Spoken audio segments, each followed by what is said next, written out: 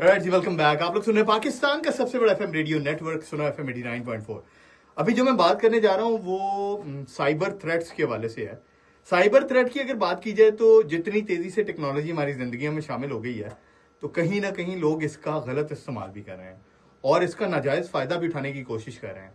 सोचिए, अब से कुछ टाइम पहले की अगर मैं बात करूं तो जब आपने कैश निकलवाना होता था अपने बैंक अकाउंट से, आप क्या करते थे? बैंक जाते थे, बैंक जाके एक टोकन लेते थे, टोकन के बाद आप चेक लिखते थे, चेक के बाद अपनी बारी का इंतजार करते थे और वो आप चेक जमा करवा देते थे।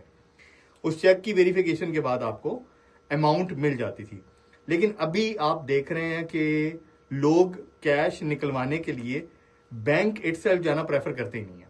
और आपको अगर कैश कहीं से आना भी हो, आप अकाउंट नंबर दे देते हैं और वो अमाउंट आपके बैंक अकाउंट में जमा हो जाती है। ठीक है, आपने कैश निकलवाना है, एटीएम कार्ड ले जाते हैं किसी भी एटीएम के ऊपर और आप एटीएम इस्तेमाल करते हुए वहां से कैश निकलवा लेते हैं।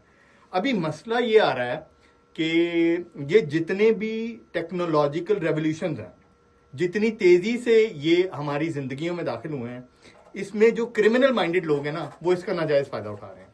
मिसाल के तौर पर आपने देखा होगा कि आप जब किसी बैंकिंग एप्लीकेशन में लॉगिन करते हैं तो आपको कई दफा टू वे ऑथेंटिकेशन में एक कोड आता है आपके एसएमएस पर या व्हाट्सएप नंबर पे। दूसरी तरफ आप ये देख लें कि जब आपने कोई क्रेडिट कार्ड या डेबिट कार्ड की ऑनलाइन ट्रांजैक्शन करनी है, तब भी आपको एक कोड आएगा। ये कोड या ये इंफॉर्मेशन आपकी ऑथेंटिकेशन के लिए है कि आप वाकई में वही पर्सन है जिसका बैंक अकाउंट है, जिससे ट्रांजैक्शन की जा रही है, जिसमें अमाउंट जो है वो निकलवाने की कोशिश की जा रही है या ऑनलाइन आपको शॉपिंग करने की कोशिश कर रहे हैं। अच्छा, ये चीज पिछले कुछ दिनों में बहुत ज्यादा तेजी से नोट करने में आई है।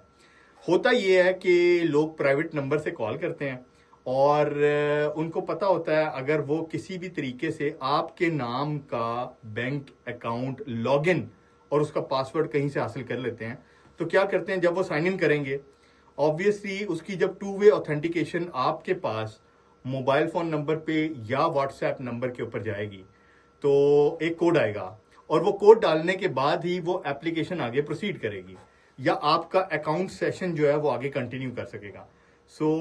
कभी भी अगर आपको किसी ऐसे प्राइवेट नंबर से कॉल आती है, बल्कि जो बैंकिंग के रेलेवेंट लोग हैं जो कि कस्टमर सर्विस से रिलेटेड हैं, वो कहते हैं कि बैंक कभी भी आपसे फोन करके आपकी पर्सनल इंफॉर्मेशन इस हवाले से कि जी टू वे ऑथेंटिकेशन कोड क्या है, आपका ऐप का यूजर आईडी क्या है, पासवर्ड क्या है, डेट ऑफ बर्थ, ये कभी भी कॉल करके नहीं पूछेंगे। ठीक है, तो अगर आपको कोई ऐसी कॉल आती है, बहुत अलर्ट हो जाना है आपने, क्योंकि इस चीज के ऊपर बहुत सारे ऐसे लोगों ने भी धोखे खाए हैं जो सारी जिंदगी इन्हीं चीजों को पकड़ने में लगे रहे हैं।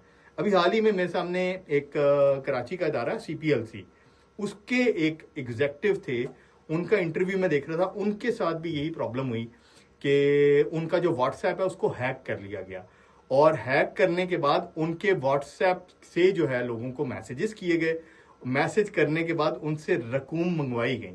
अब जाहिर सी बात है, जो बंदा इतनी हाई प्रोफाइल सीट के ऊपर बैठा हुआ है, उसकी जो कॉन्टेक्ट लिस्ट में लोग हैं वो मोस्टली ट्रस्टवर्दी होंगे और जब उन्होंने देखा होगा कि यार उनकी तरफ से मैसेज आया, पैसे चाहिए, तो वो पैसे ट्रांसफर भी किए गए उनको।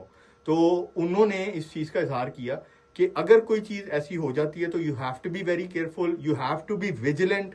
और उनके साथ वैसे जो मैटर हुआ था वो ये कि उनका व्हाट्सएप हैक कर लिया गया था और हैक करने के बाद जो है ना वो काफी देर तक उसको रिट्रीव करने की कोशिशों में लगे रहे। लेकिन उन्होंने टिप और ट्रिक बताई थी, वो मैं फिर आपको किसी टाइम बताऊंगा। लेकिन अगर कोई आपको कॉल आती है अननोन नंबर से, आपसे आपके अकाउंट के बारे में पर्सनल डिटेल्स मांगी जाती हैं, टू वे ऑथेंटिकेशन कोड का पूछा जाता है, क्रेडिट कार्ड नंबर की इंफॉर्मेशन ली जाती है, बिल्कुल नहीं देनी।